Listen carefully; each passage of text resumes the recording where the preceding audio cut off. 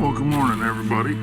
I've been laying here for about 2 hours. It's been raining off and on all morning. I would rather see snow, I think, than rain, but hey.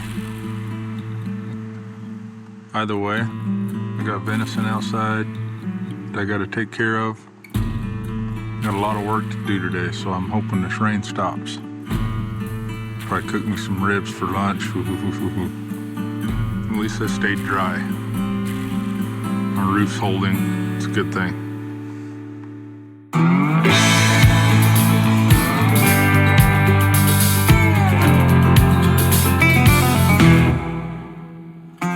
Laramy Sasquatch Miller is a throwback champ from another era, a creature of the past. This hunter, father, figure of the West, is a man of the mountains with a calling to fulfill. Join him on the trail, presented by Case Knives.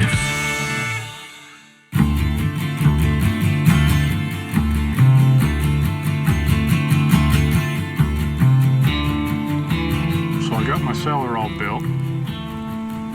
This should keep critters out of there. Like I said before, if a bear decides to come in, I got a tag for him too, so he better watch his butt. But it'll keep most everything else out. And I laid them browse on the bottom so that meat can get up off the ground, so there's circulation all the way around it. I'm gonna cook these ribs up for dinner. I think what I'm gonna do is, see, I stacked a couple of rocks higher on these two sides.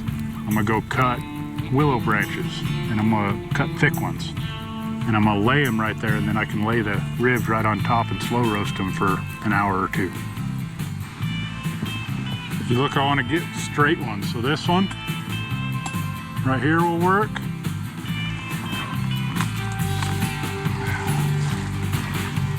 This one.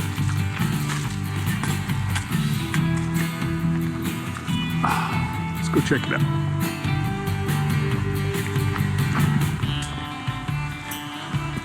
One like so. One like so. Oh yeah.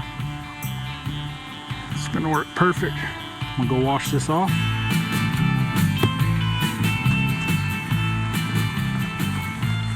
Wash her off real good.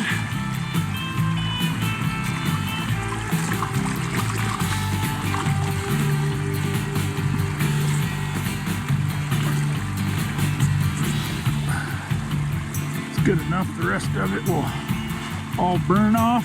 Look at that. Oh, ribs.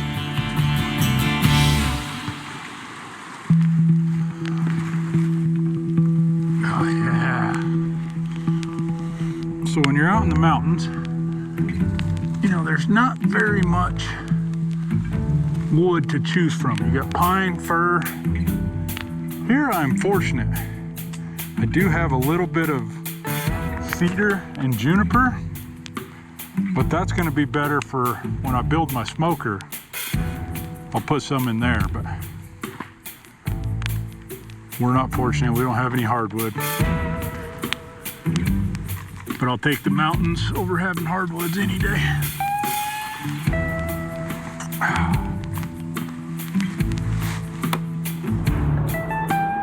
What the mountains do provide is all that Laramy needs right now. Mountains can resemble mirrors, showing us meanings to the life we've committed to see, echoing our finest calls, listening to our deepest thoughts, a reflection in a solely individual way. Man, I tell you what, if these ribs taste half as good as they look, oh, that'll do, donkey. That'll do. Wow. Wow. Look at that. Mm-hmm.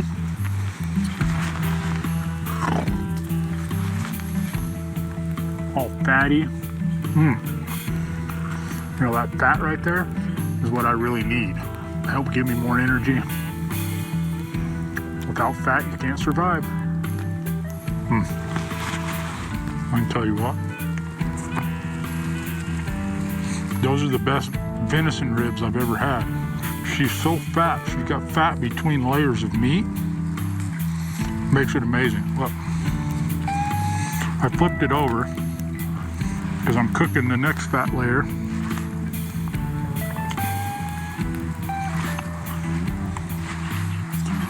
But man, that's just what the doctor ordered. I needed fat. Oh, it's like my body's craving it. The agenda for today. I need to get my smokehouse built so I can start smoking meat and then start fleshing and preparing that hide to tan it. Doesn't sound like a lot, but that's a lot of work.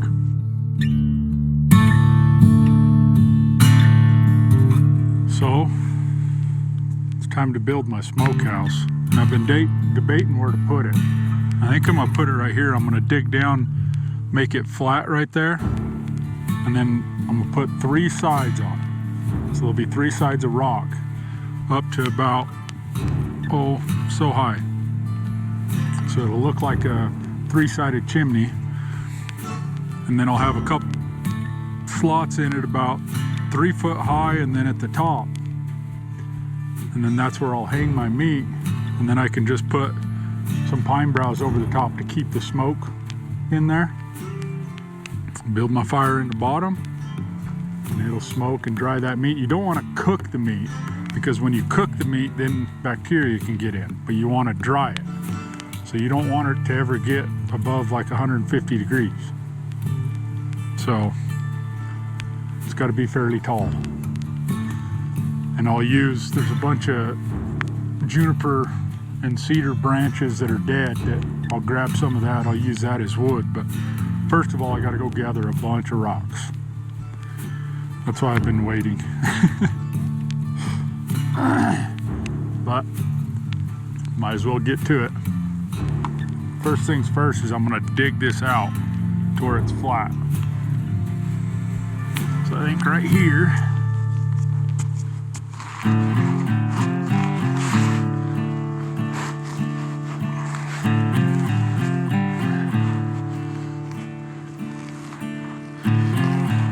so essentially right here is where my fire is going to be, and I'll build rocks up on the back side, this side, and this side. This side will be open for the most part. You want a little bit of air to get through. I don't want it to get a lot of air because you want it to smoke, not burn really hot. Is right here. This is where my fire is going to be. Now I need to go gather a bunch of rocks. When I say a bunch of rocks, because like I said, it needs to be about 4 foot tall. Although hardwood is scarce in this neck of the frontier, there's plenty of hard rock to construct a meat smoker. Stone and fire have combined to preserve meat and game since the beginning of time. A method from our ancestors to survive winters and long journeys. It's about tall enough to where I want to put my first strand of willows right there to hang meat on. Let's put these like so. Probably do 3. And then I'm gonna stack rocks about this high, put another layer on there. Time. A thing we share that's limited. Its value measured by how it's spent.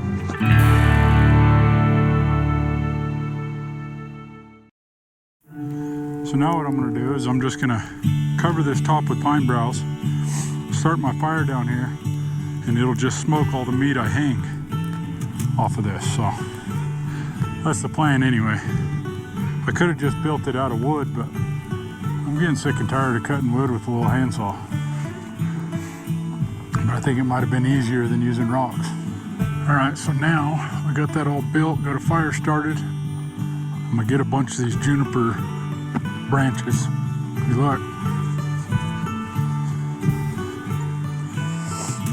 These are all juniper branches that I can take, and and they'll add just a little different flavor than pine wood. A little better flavor, actually, so I'm not gonna need a ton, but at least get them over there to get them starting to dry out. Look, I already cut this yesterday. I'm just gonna take that. Got it all in little strips.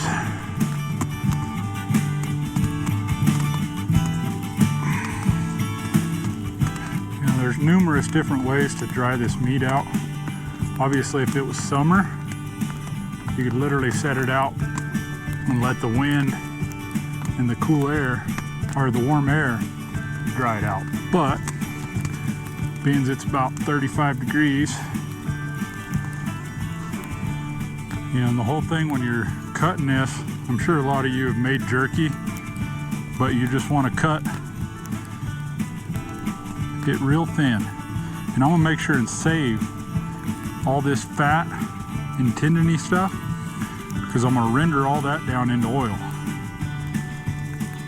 Oh, I could smell, you know, just the difference in that juniper smoking compared to the pine. It'll add a completely different taste to that meat. Now I'll leave that all day probably. It takes a long time to smoke meat. I'll probably leave that all day. Look at my hide. Here's my sinew. Remember, I got my sinew off. You know, it's just so wet out still. It hasn't dried completely. Look. It still hasn't dried all the way, but it's getting there. I think maybe by the end of the day it'll be ready to break apart, and then I can start making thread or whatever I need out of it. You know, this hide, you can see this hide where I started fleshing it. You know, I got to get all this stuff off. Got to get it all the way down to the membrane. You see all them blood vessels? I got to scrape all them off too. You know, flushing is probably the most tedious job.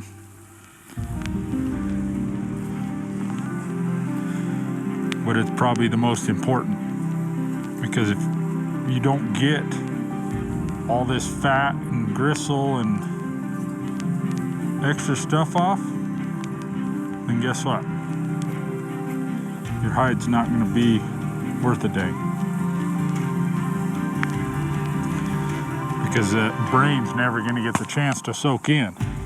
You know, the Native Americans, they used to use anything from jawbones to flint knives to their teeth. I mean, they would do all kinds of stuff. There's stories, you know, of tanning where, you know, the Native American women, because they were predominantly the ones that did it, where they would put their kids in that hide once they applied the brain and toss their kids up and down to stretch that hide, you know, so that that brain would penetrate that much better. You know, they used whatever they could. They had to. They didn't have any other choice. You know, they couldn't run to town, kind of like me right now. I can't run to my house and go get my fleshing beam or all my fleshing tools. Got to make do with what we got out here.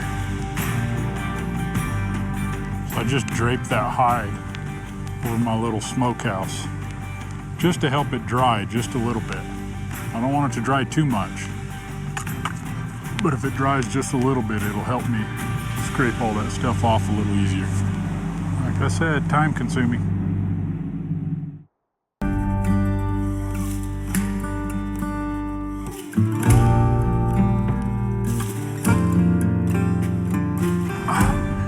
Now what I'm gonna do here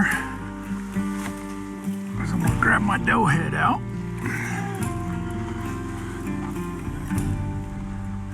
Need to perform some surgery. She's got a brain tumor. I need to get her brain out.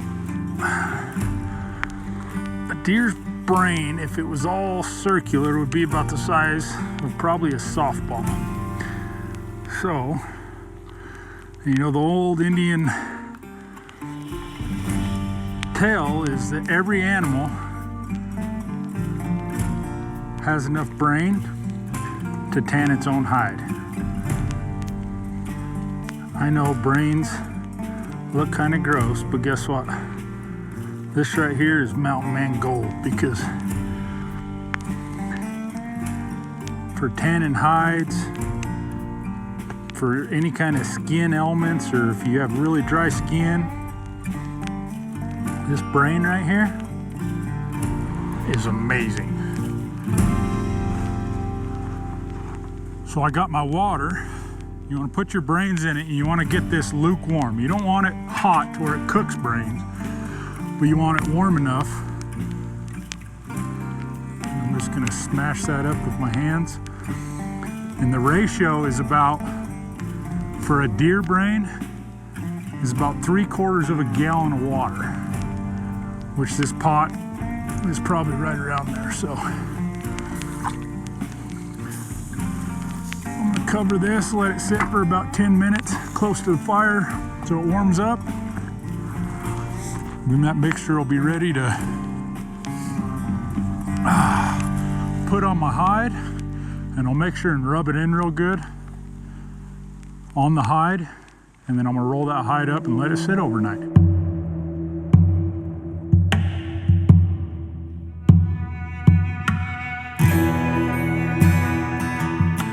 If you look, you can see how it's getting kind of white.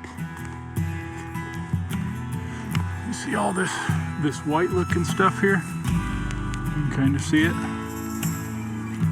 That's what you're trying to get down to. You know, the rest of it, the hide's gonna dry in different increments because it's different thicknesses. So you just gotta make sure you cover the whole hide every time and keep working it. Like I said, you can never apply too much brain. I warmed my brain up again this morning. It always makes me giggle when I say stuff like that. I warmed my brain up this morning. Like this. You know, and there's always, so like right now, I've got some harder spots on the edges here, which that's gonna happen because you can't work those edges as well as you can a lot of this other stuff. So, just want to make sure to get it real good, all nice and soaked with brain.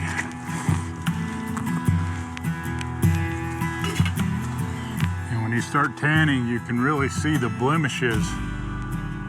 When you're skinning, I got careless, I got a couple of cuts. Well, they get bigger when you start tanning. Once I get done tanning, then I can sew those up. If I was going to use this for buckskins or something like that, then I would sew it up. Of course, I would have this backside taken off.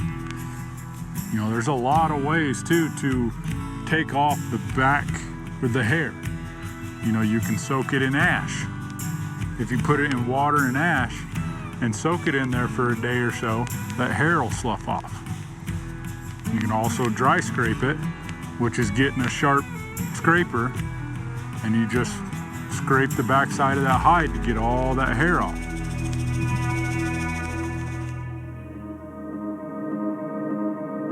As the wind, rain, and snow transform mountains over time, the landscape gradually changes. You know, as I look at this starting to wind down, but I'm so thankful for this opportunity to get back to the old me. You know, I think we let life get in the way of what makes us us.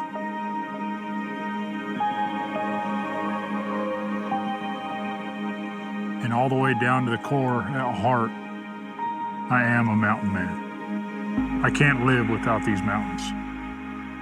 I'm not the same person. Being able to come back here and reconnect, spend some time, get some solitude, talk to the man upstairs, I couldn't be more thankful. Had some rough times. You know, it wasn't easy, but I made it through, and now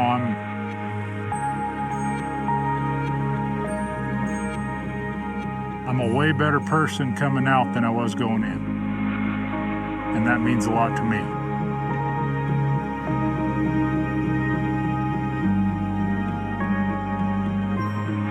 Everybody has their niche, and everybody has what makes them go and what touches their soul.